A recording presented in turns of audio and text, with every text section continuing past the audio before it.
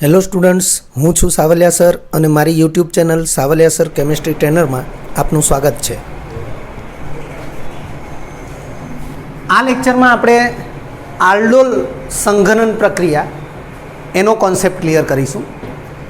જે નામ વંચાઈ રહ્યું છે એ બે પ્રક્રિયા અથવા તો તબક્કાવાર થતી બે પ્રક્રિયાનું સંકલન છે. બે તબક્કા. પ્રથમ તબક્કો આલ્ડોલ નિપજ મળે, બીજો તબક્કો સાર્વત્રિક અથવા પરિણામી સંઘનન થાય.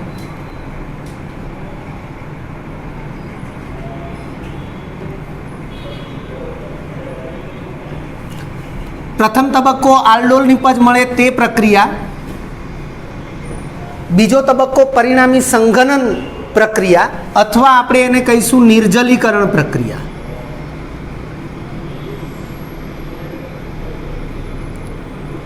અગાઉ આપણે એવું સમજાવેલું, બે અણુઓના જોડાણથી પાણીનો અણુ દૂર થાય તો મળતી નિપજ સંઘનન નિપજ અથવા સંઘનિત નિપજ, અને પ્રક્રિયા એને સંઘનન પ્રક્રિયા કહેવાય. રેડી? જરૂરિયાત તો આલ્ડીહાઇડ અને કીટોન સંયોજનો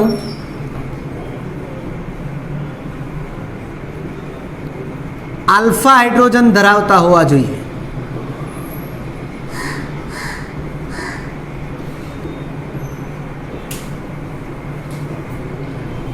માધ્યમ તો પ્રક્રિયા કયા માધ્યમમાં થાય? તો પ્રક્રિયા માધ્યમ છે મંદ બેઝિક માધ્યમ. મંદ બેઝિક માધ્યમમાં કયા કયા પદાર્થો ચાલશે? તો મંદ NaOH, મંદ NaOH, પછી BaOH ટ્વાઇસ, Na2CO3. Na2CO3 એ બેઝિક ક્ષાર છે. એટલે આ પ્રકારના જે પદાર્થો છે એના જલીય દ્રાવણ એ મંદ બેઝિક માધ્યમ તરીકે ઉપયોગમાં લઈ શકાશે.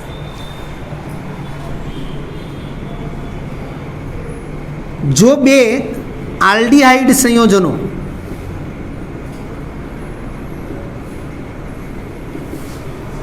વચ્ચે પ્રક્રિયા થાય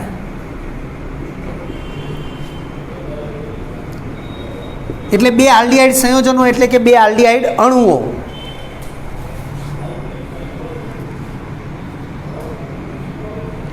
વચ્ચે પ્રક્રિયા થાય તો આલ્ડોલ નિપજ મળશે.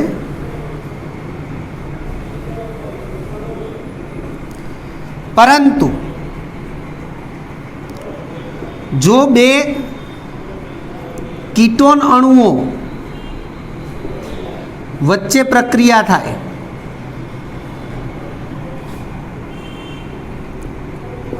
તો કીટોલ નિપજ મળશે.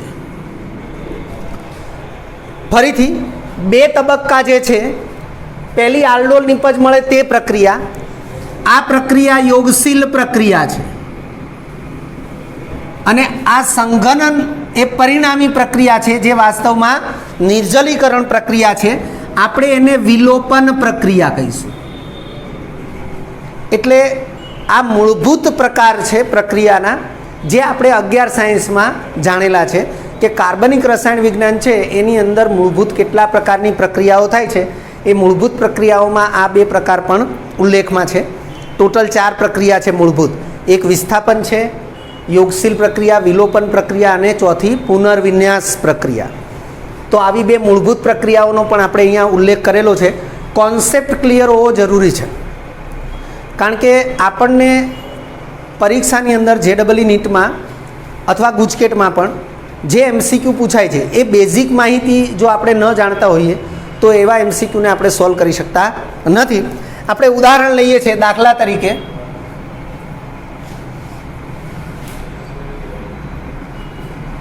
પહેલું ઉદાહરણ 2 આલ્ડીહાઇડ અણુઓ.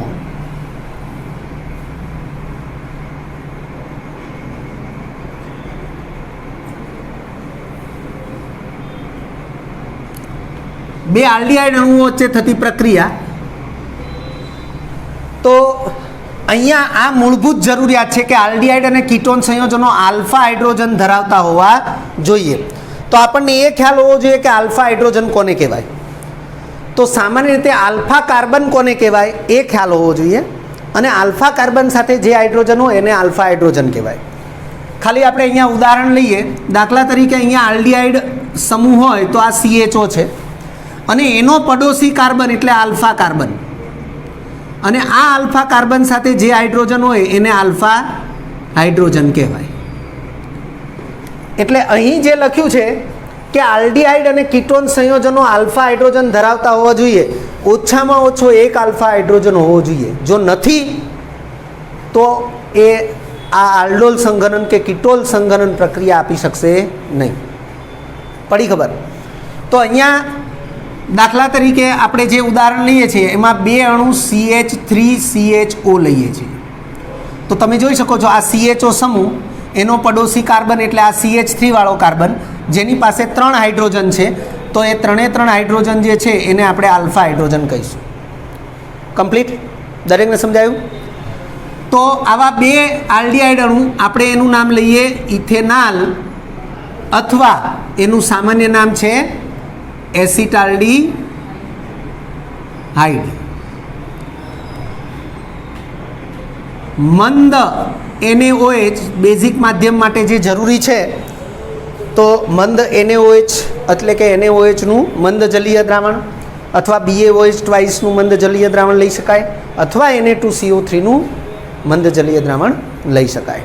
તો આવા મંદ બેઝિક માધ્યમમાં પ્રતિવર્તી પ્રક્રિયા તમને ત્યાં આપેલી છે. પહેલો તબક્કો યોગશીલ તબક્કો છે એવું મેં કહ્યું, એટલે કે આ બંને અણુ એકબીજામાં દાખલ થઈ જશે અને આપણને નિપજ તરીકે, જેમાં આલ્ડીહાઇડ સમૂહ પણ છે અને આલ્કોહોલ સમૂહ પણ છે, આલ્ડીહાઇડ સમૂહ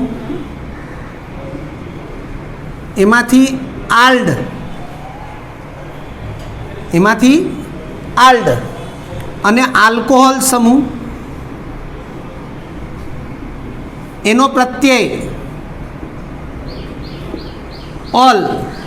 તો આ બંનેનો સરવાળો કરીએ એટલે નિપજનું નામ છે આલ્ડોલ.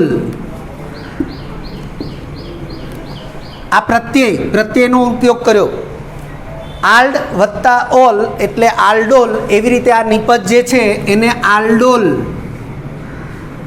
નિપજ કહેવાય. જો આપણે એનું સામાન્ય નામ આપવું હોય તો CHO સમૂહનો પડોશી કાર્બન આલ્ફા, પડોશી કાર્બન બીટા, એટલે આ બીટા આલ્ડોલ નિપજ કહેવાય. સામાન્ય નામ આવું થશે બીટા હાઇડ્રોક્સી 4 કાર્બન વાળો બ્યુટીરાલ્ડીહાઇડ, આ એનું સામાન્ય નામ થશે. IUPAC નામ આપણે લખવું હોય તો પહેલો કાર્બન, બીજો કાર્બન, ત્રીજો કાર્બન, ચોથો કાર્બન, ત્રીજા કાર્બન ઉપર ભાઈ આ સામાન્ય નામ છે એને આપણે કૌંસ કરીએ, અને IUPAC નામ જે છે એમાં 3 હાઇડ્રોક્સી લખીશું. 4 કાર્બન વાળો આલ્ડીહાઇડ બ્યુટેનાલ, આ રીતે થશે એનું IUPAC નામ. આ સામાન્ય નામ. નિપજનો પ્રકાર તો બીટા આલ્ડોલ નિપજ. OH સમૂહ બીટા કાર્બન ઉપર છે એટલે બીટા આલ્ડોલ નિપજ કહેવાશે. પડી ખબર?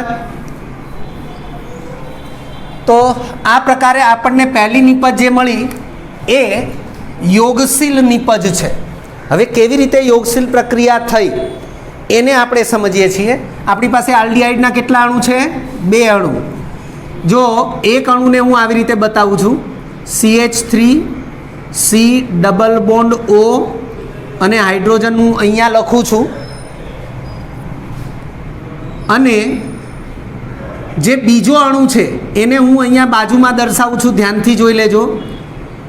CHO સમૂહ એઝ ઇટ ઇઝ, એનો પડોશી કાર્બન CH3 છે, એને હું CH2 લખું છું. એક હાઇડ્રોજન એને હું અલગ દર્શાવું છું. ત્રણે ત્રણ હાઇડ્રોજન આલ્ફા હાઇડ્રોજન છે, પણ મેં એને અલગ દર્શાવ્યો. હવે અહીંયાથી બંધ તૂટશે, એવી રીતે અહીંયાથી પાઈ બંધ તૂટશે. આ હાઇડ્રોજન એ ઓક્સિજન સાથે જોડાશે, કારણ કે આ H+ તરીકે હશે. આલ્ફા હાઇડ્રોજન એ H+ તરીકે વર્તે છે નિર્બળ બેઝની હાજરીમાં. એટલે આ નિર્બળ બેઝની હાજરીમાં આલ્ફા હાઇડ્રોજન એ H+ તરીકે વર્તશે. કાર્બોનિલ સમૂહ એમાં પાયબંધનું વિષમ વિભાજન થશે, ઓક્સિજન સાથે H+ જોડાશે. આ આલ્ફા કાર્બન એ ઋણભારીય હશે અને એ કાર્બોનિલ કાર્બન સાથે જોડાશે. એટલે એક પ્રકારની કેન્દ્રાનુરાગી યોગશીલ પ્રક્રિયા થઈ. એટલે આ નિપજ એ યોગશીલ નિપજ છે. દરેકને સમજાયું? ફરીથી, આ નિપજ એ યોગશીલ નિપજ છે. તમે જોઈ શકો છો, H ઓક્સિજન સાથે જોડાશે એટલે OH થઈ જશે. કાર્બન સાથે હાઇડ્રોજન છે જ, એ CH લખ્યું, અને આ CH2 વાળો કાર્બન એ આની સાથે જોડાયો એટલે CH2CHO. એટલે આપણને આ પ્રકારની યોગશીલ નિપજ મળી. એટલા માટે અહીંયા પહેલો તબક્કો એ આલ્ડોલ નિપજ મળે તે પ્રક્રિયા, તો તમે જોઈ શકો છો આલ્ડોલ નિપજ મળી. અને એ પ્રક્રિયા એ યોગશીલ પ્રક્રિયા છે. એનો લાક્ષણિક પ્રકાર કેન્દ્રાનુરાગી યોગશીલ પ્રક્રિયા. દરેકને સમજાયું? હવે નેક્સ્ટ તબક્કો જે છે એમાં અહીંયા નિર્જલીકરણ થશે. આલ્ફા હાઇડ્રોજન, આ બીટા હાઇડ્રોજન, તો જે આલ્ફા હાઇડ્રોજન છે એની સાથેનો હાઇડ્રોજન એ H+ તરીકે અને આ OH- તરીકે દૂર થશે એટલે CH3 CH, અહીંયાથી OH ગયો અને આ પડોશી કાર્બન એટલે કે આલ્ફા કાર્બન એના ઉપરથી H+ ગયો એટલે હવે બંને કાર્બન વચ્ચે નવો બંધ આવશે. એક બંધ તો હતો જ, બીજો બંધ આવશે CH2 છે એની બદલે CH આવશે અને CHO. દરેકને સમજાયું? આપણે જો એનો કોન્સેપ્ટ સમજવો હોય તો આ રીતે સમજીએ. આ CH, અહીંયા CH3 OH, અહીંયા CH2 છે, એમાંથી એક હાઇડ્રોજનને હું આવી રીતે અલગ લખું CHO. અહીંયા CHO સમૂહની અગ્રીમતા વધારે છે એટલે એનો પડોશી કાર્બન જ આલ્ફા કહેવાશે. આ હાઇડ્રોજન H+ કહેવાશે. બેઝિક માધ્યમ અહીંયા પણ હાજર જ છે એટલે આ H+ તરીકે વર્તશે અને આ OH- તરીકે વર્તશે. આપણે બીજી રીતે કહીએ તો ઇલેક્ટ્રોન યુગ્મ અહીંયા આવી જશે એટલે આ માઇનસ અને આ પ્લસ. આ ઇલેક્ટ્રોન યુગ્મ અહીંયા આવી જશે એટલે આ માઇનસ અને આ પ્લસ. પડી ખબર?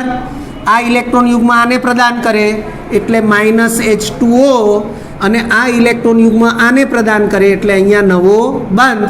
આ માઇનસ નિશાની અને આ પ્લસ નિશાની એટલે કે વીજભાર કેન્સલ. એટલે આપણને નિપજ આવી મળશે.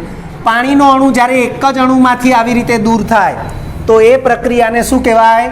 નિર્જલીકરણ પ્રક્રિયા. આપણે એને વિલોપન પ્રક્રિયા પણ કહીશું.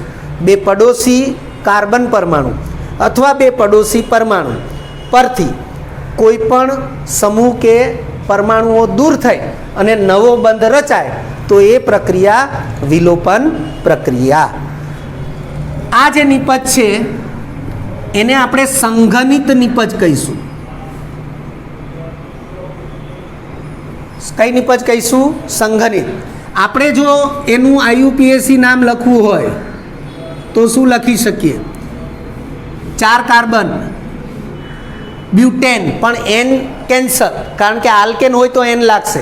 અહીંયા દ્વિબંધ છે એટલે આલ્કિન, એટલે બ્યુટ, બીજા ત્રીજા વચ્ચે એટલે 2 ઇન વત્તા આલ એટલે ઇનાલ, એટલે બ્યુટ 2 ઇનાલ એ સંઘનિત નિપજ થશે.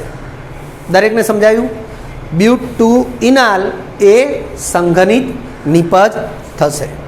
દરેકને કમ્પ્લીટ સમજાય છે ને? ઓકે. હવે આને સંઘનિત નિપજ કેવી હોય તો આપણે બે અણુનું જોડાણ જેમાંથી પાણીનો અણુ દૂર થઈ અને આપણને નિપજ મળી તો એ સંઘનિત નિપજ અને પ્રક્રિયા સંઘનન પ્રક્રિયા. તો એને કઈ રીતે સમજી શકીએ? જે પ્રમાણે અહીંયા મેં સમજાવ્યું છે એ જ પ્રમાણે ફરીથી સમજાવું છું. નવી એક વસ્તુ CH3 CH double bond O. બોલો આ CHO સમૂહ કહેવાય કે ના કહેવાય? કહેવાય.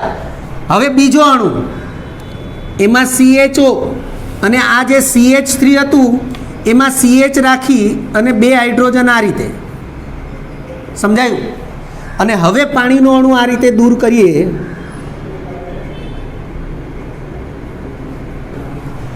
તો બે આલ્ડીહાઇડ અણુઓ જ છે.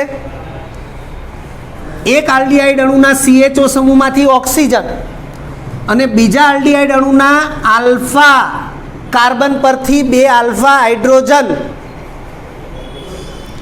એવી રીતે દૂર થઈ પાણીનો અણુ દૂર થયો.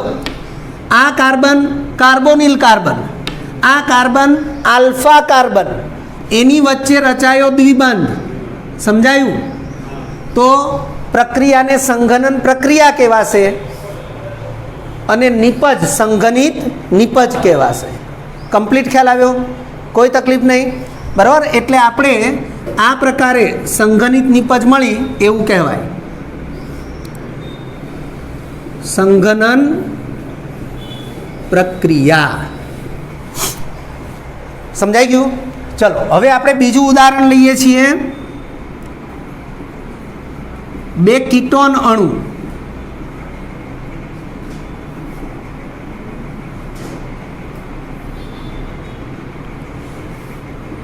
જો વાસ્તવમાં આલ્ડીહાઇડ અણુઓ વચ્ચે પ્રક્રિયા થઈ અને આલ્ડોલ નિપજ મળે અને પછી સંઘનિત નિપજ મળે એટલે પહેલો તબક્કાથી મળતી મળતી નિપજ આલ્ડોલ અને પછીની પ્રક્રિયાથી મળતી નિપજ એટલે સંઘનિત નિપજ અને તેથી બંનેનું કમ્બાઇન્ડ નામ આલ્ડોલ સંઘનન પ્રક્રિયા એવું નામ છે. એટલે આલ્ડોલ સંઘનન એક આખી એક સળંગ પ્રક્રિયા નથી, એક જ તબક્કાની પ્રક્રિયા નથી. પહેલા તબક્કાનું નામ પણ અંદર હાજર છે અને બીજા તબક્કાનું નામ પણ અંદર હાજર છે. જો એ સંદર્ભમાં આપણે અહીંયા વિચારીએ તો વાસ્તવમાં આને કીટોલ સંઘનન પણ કહેવાય. શું કહેવાય? કારણ કે અહીંયા પ્રથમ તબક્કે આપણને કીટોલ નિપજ મળશે. કીટોનનો કીટ અને આલ્કોહોલનો ઓલ એવી રીતે કીટોલ નિપજ મળશે અને બીજા તબક્કે આપણને સંઘનિત નિપજ મળશે એટલે આ કીટોલ સંઘનન કહેવાય. પણ બંને પ્રકારની પ્રક્રિયાઓ એટલે કે આલ્ડીહાઇડ અણુઓ વચ્ચે થતી હોય કે કીટોન અણુઓ વચ્ચે થતી હોય બંને પ્રકારની પ્રક્રિયાઓ માટે એક સામાન્ય ટાઇટલ કયું છે? આલ્ડોલ સંઘનન. એટલે જુદા ટાઇટલ નથી. રેડી? ચલો અહીંયા આપણે ઉદાહરણ તરીકે લઈએ છીએ CH3COCH3 એસીટોન. સામાન્ય નામ શું છે? એસીટોન. IUPAC નામ પ્રોપેનોન. મંદ NaOH પણ ચાલશે, BaOH ટ્વાઇસ પણ ચાલશે અને Na2CO3 નું જલીય દ્રાવણ પણ ચાલશે. તો અહીંયા જુઓ ધ્યાનથી કે CH3COH અને અહીંયા CH3 અહીંયા CH2COCH3. તો તમે જોઈ શકો છો કીટોન સમૂહ હાજર છે અને OH સમૂહ પણ છે. હવે કીટોન સમૂહ જ્યાં છે એના બંને કાર્બન પડોશી કાર્બન આલ્ફા કાર્બન જ કહેવાશે. હા કે ના? અને હવે પડોશી કાર્બનને વિચારો તો આ બીટા છે એટલે જેમ અહીંયા બીટા આલ્ડોલ છે એમાં બીટા કીટોલ નિપજ છે. સમજાયું દરેકને? આ શું થશે? બીટા કીટોલ નિપજ થશે. રેડી? ઓકે. હવે સેમ અહીંયાથી OH અને આલ્ફા કાર્બન પરથી H દૂર થશે અને આપણને નેક્સ્ટ એ પાણીનો અણુ દૂર થઈ અને CH3C આ CH2 વાળો કાર્બન આલ્ફા કાર્બન, એક હાઇડ્રોજન ઓછો થાય તો CH અને એક બનતો હતો જ અને બીજો બંધ બનશે. આ CH3 એઝ ઇટ ઇઝ રહેશે અને COCH3. આ આપણને અંતિમ સંઘનિત નિપજ મળશે.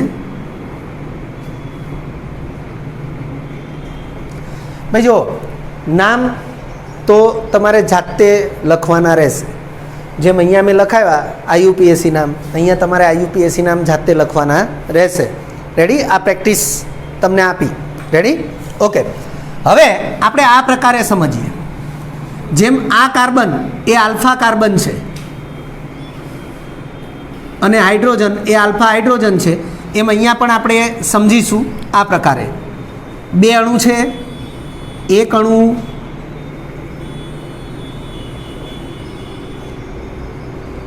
જેમ આપણે હાઇડ્રોજન બતાવ્યો છે એમ હવે અહીંયા CH3 બતાવીશું. તો CH3COCH3 એસિટોનનો એક અણુ અને અહીંયા CH3 છે એની બદલે CH2. આ આલ્ફા કાર્બન એનો એક આલ્ફા હાઇડ્રોજન આપણે આવી રીતે અલગ બતાવીએ છીએ, અહીંયા બતાવ્યું છે એ જ રીતે. હવે અહીંયાથી બંધ તૂટે એમ અહીંયાથી પણ બંધ તૂટે, હાઇડ્રોજન ઓક્સિજન સાથે અને કાર્બન કાર્બન સાથે. આ જ ઘટના બનશે. હાઇડ્રોજન ધનભારીય બનશે, આલ્ફા કાર્બન એ ઋણભારીય બનશે. અહીંયા ઓક્સિજન અને કાર્બન વચ્ચેનો પાયબંધ એ વિષમ વિભાજન પામશે. ઓક્સિજન ઋણભારીય બનશે એટલે હાઇડ્રોજન એની સાથે જોડાશે. એવી રીતે કાર્બન ધનભારીય બનશે એટલે આલ્ફા કાર્બન એની સાથે જોડાશે. એટલે આ જ પ્રમાણે યોગશીલ નિપજ તરીકે આપણને આ મળશે. તમે ચેક કરો, CH3 આ કાર્બન અને ઓક્સિજન વચ્ચે બે બંધ હતા, એક જ બંધ તૂટ્યો. જો આ બીજો બંધ તોડ્યો નથી, એ ઓક્સિજન સાથે છે અને હાઇડ્રોજન એની સાથે જોડાયો. CH3 એઝ ઇટ ઇઝ છે. હવે આ CH2 વાળો કાર્બન આની સાથે જોડાય છે અને COCH3 એઝ ઇટ ઇઝ. પડી ખબર? નિપજ બીટા કીટોલ નિપજ. તબક્કો તો યોગશીલ તબક્કો, કેન્દ્રાનુરાગી યોગશીલ પ્રક્રિયા. ખાસ યાદ રાખજો કે નિર્બળ બેઝની હાજરીમાં આલ્ફા હાઇડ્રોજન એ પ્રોટોન એટલે કે H+ તરીકે વર્તે તો અને તો જ આ પ્રક્રિયા થાય. એટલે આલ્ફા હાઇડ્રોજન હોવો જોઈએ. જો આલ્ફા હાઇડ્રોજન નથી તો આ પ્રકારની પ્રક્રિયા થતી નથી. એટલે આ જે સમજાવ્યું આપણે એ આ રીતે મળ્યું. અને આમાંથી આ H મતલબ કે આલ્ફા હાઇડ્રોજન પરનો H એ H+ તરીકે અને આ OH- તરીકે જેમ હમણાં આપણે અહીંયા સમજાવ્યું હતું એ જ પ્રકારે દૂર થશે. એટલે આ બંને કાર્બન વચ્ચે એક નવો બંધ બનશે, જેને આપણે સંઘનિત નિપજ કહીશું. જો આપણે એને સમજવું હોય તો આપણે આ રીતે સમજી શકીએ. હું અહીંયા અલગથી સમજાવું છું. આ બે અણુ છે, CH3 C double bond O CH3 CO CH3 CH. ધ્યાનથી CH3 છે એમાંથી CH લખ્યું અને બે આલ્ફા હાઇડ્રોજન આ રીતે. તો આ રીતે પાણીનો અણુ દૂર થયો. તો સંઘનિત નિપજ પ્રક્રિયા, સંઘનન પ્રક્રિયા -H2O કે બે અણુના જોડાણથી પાણીનો અણુ દૂર થાય તો પ્રક્રિયા સંઘનન પ્રક્રિયા અને નિપજ સંઘનિત નિપજ. ચેક કરો, CH3C double bond CH COCH3 આ કાર્બન સાથે CH3 શાખામાં છે. IUPAC નામ માટે ક્રમ અહીંયાથી આમ આપવા પડશે, રાઈટ ટુ લેફ્ટ. કેમ? CO સમૂહની અગ્રિમતા વધુ એટલે એનો ક્રમ ઓછો આવવો જોઈએ. એટલે 1 2 3 4 5 અને શાખામાં CH3. દ્વિબંધનું સ્થાન ત્રીજા અને ચોથા કાર્બન વચ્ચે. આ રીતે નામકરણ થશે. આમાં ઇનાલ એ જોઈન્ટ થયું, આમાં ઇન અને ઓન જોઈન્ટ થશે નહીં. આપણે નામકરણ કરી દઈએ, બરાબર? એટલે તમને ખ્યાલ આવે, ભૂલ થવાની શક્યતા ન રહે એટલા માટે નામકરણ હું આપી દઉં છું. -H2O અહીંયા આપણે દર્શાવી દઈએ છીએ સંઘનન પ્રક્રિયામાં. ચલો જુઓ, અહીંયા નંબર 1 2 3 4 5, ચોથા કાર્બન ઉપર મિથાઇલ એટલે 4 મિથાઇલ.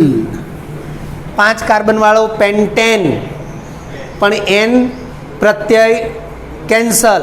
આલ્કેન હોય તો એન પ્રત્યય, પણ અહીંયા આલ્કીન છે એટલે પેન્ટ.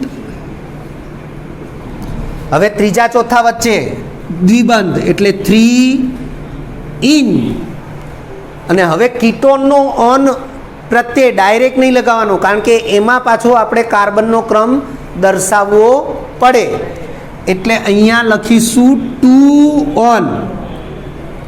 જ્યારે આમાં 1 આલ એવું લખવું પડતું નથી. CHO સમૂહનો કાર્બન પોતે જ નંબર 1, એટલે એ ક્યારેય આપણે દર્શાવવાનો આવતો નથી. એટલે ઇન અને આલ એને જોડી દેવામાં આવે છે, જ્યારે અહીંયા ઇન અને ઓન એ જોડવામાં આવતો નથી. આ પ્રમાણે આપણે ધ્યાનમાં રાખીશું. ખ્યાલ આવી ગયો દરેકને? ઓકે. એટલે આ સંઘનન પ્રક્રિયા આપણે અલગથી સમજાવીએ છીએ દર વખતે. તમે જો અહીંયા પણ આપણે સંઘનન પ્રક્રિયા અલગથી દર્શાવી, હે ને? તો આ સમજવું જરૂરી છે કે આલ્ડોલ પ્રક્રિયા એટલે યોગશીલ પ્રક્રિયા છે, સંઘનન પ્રક્રિયા એટલે યોગશીલ પછીની નિર્જલીકરણ પ્રક્રિયા છે. એટલે કમ્બાઇનલી એને સંઘનન પ્રક્રિયા કહેવાશે. દરેકને સમજાય છે? ઓકે. હવે આપણે એક એક્સ્ટ્રા ઉદાહરણ લઈએ છીએ. આલ્ડોલ સંઘનન તમે પાઠ્યપુસ્તકમાં જોશો તોય તમને આ 2 ઉદાહરણ આપેલા છે. હું એક એક્સ્ટ્રા ઉદાહરણ આપું છું. જેમ અહીંયા એસિટાલ્ડિહાઇડ છે એટલે કે ઇથેનાલ છે, એમ હું પ્રોપેનાલ, 3 કાર્બન થાય ને, પ્રોપેનાલ, એને હું સમજાવીશ, જેને પ્રોપિયોનાલ્ડિહાઇડ કહેવાય સામાન્ય નામ. એટલે હું એક્સ્ટ્રા ઉદાહરણ સમજાવું છું.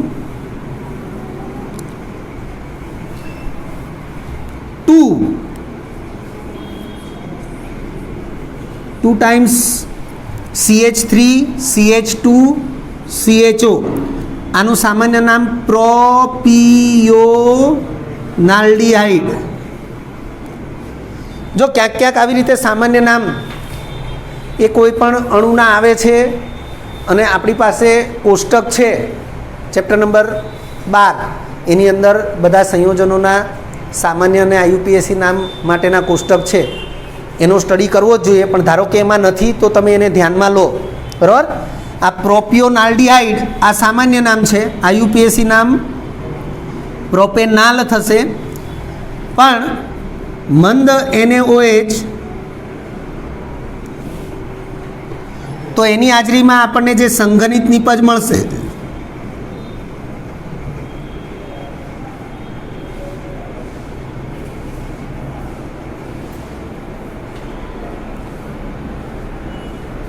આ પ્રકારની સંઘનિત નિપજ આપણને મળશે. તો આપણા માઇન્ડમાં એ ક્લિયર હોવું જોઈએ કે આલ્ફા હાઇડ્રોજન એ આલ્ફા કાર્બન ઉપર જ હોય. આમાં આલ્ફા હાઇડ્રોજન એ આ આલ્ફા કાર્બન ઉપર છે, આ કાર્બન આલ્ફા કાર્બન નથી. એટલે આલ્ફા કાર્બન છે એ ભાગ લેશે, આ કાર્બન ભાગ લેશે નહીં. એટલે એને શાખામાં દર્શાવવું પડે. દરેકને સમજાય છે ને? અને પછી નિર્જલીકરણ થશે, પાણીનો અણુ દૂર થશે. એટલે OH અને આ આલ્ફા કાર્બન એના ઉપરથી પાણીનો અણુ એટલે કે હાઇડ્રોજન પરમાણુ દૂર થઈ અને આપણને આ પ્રમાણેની સંઘનિત નિપજ મળશે.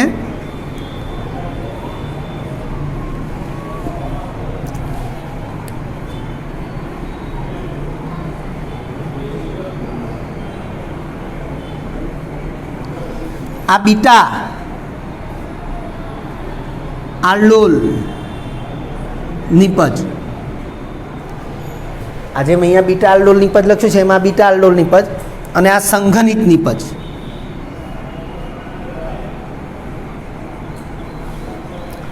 જો આપણે આને આવી રીતે સમજી શકીએ, જેમ અહીંયા આપણે લીધું છે એમ અહીંયા આપણે જોઈએ તો આવું થશે. CH3 CH2 આપણે સમૂહને હાઇડ્રોજન આપણે બાજુમાં જ લખી દીધો. અને હવે જે બીજો અણુ છે CH3 CH2 CHO, ધ્યાનથી, એમાં આ આલ્ફા કાર્બન છે. તો એનો જે આલ્ફા હાઇડ્રોજન છે એને આપણે આવી રીતે અલગથી દર્શાવવો પડે.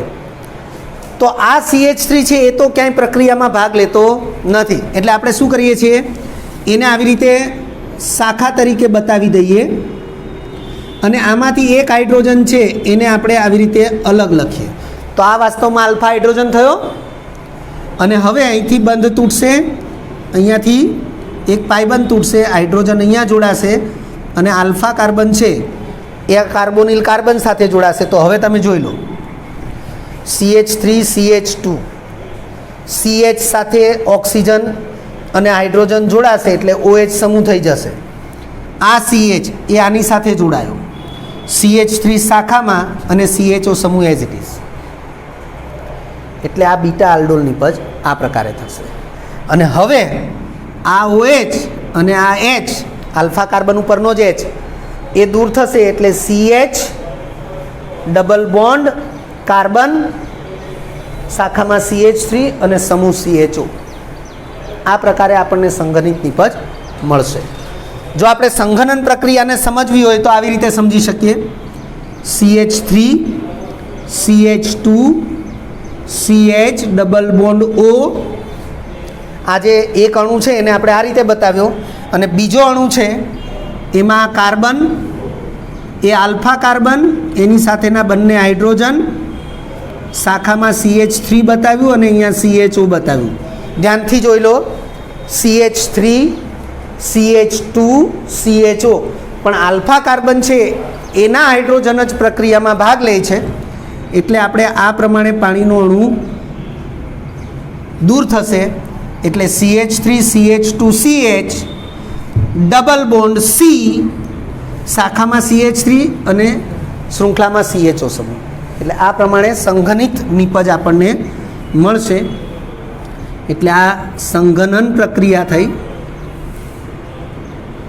જેમાં પાણીનો અણુ દૂર થયો. આનું IUPAC નામ છે, એમાં પાછું ઇનાલ જ આવશે કારણ કે આલ્ડીહાઇડ સમૂહ છે.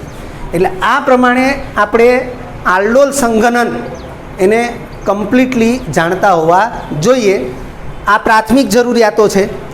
જો કોઈ અણુ એ આલ્ફા હાઇડ્રોજન ધરાવતો નથી તો આ પ્રક્રિયા થશે નહીં.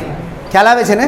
અને તમે ખાસ ધ્યાનથી જુઓ કે આપણે બે અણુને ડાબી જમણી બાજુએ ગોઠવીએ, હે ને, એક ડાબી બાજુએ એક જમણી બાજુએ, તો સમજવા માટે સૈદ્ધાંતિક રીતે આ મિકેનિઝમને ધ્યાનમાં રાખવી કે જમણી બાજુએ જે અણુ છે એનો આલ્ફા હાઇડ્રોજન છે એ પ્રક્રિયામાં ભાગ લે છે. જમણી બાજુએ જે અણુ ગોઠવ્યો એનો આલ્ફા હાઇડ્રોજન એ પ્રક્રિયામાં ભાગ લે છે.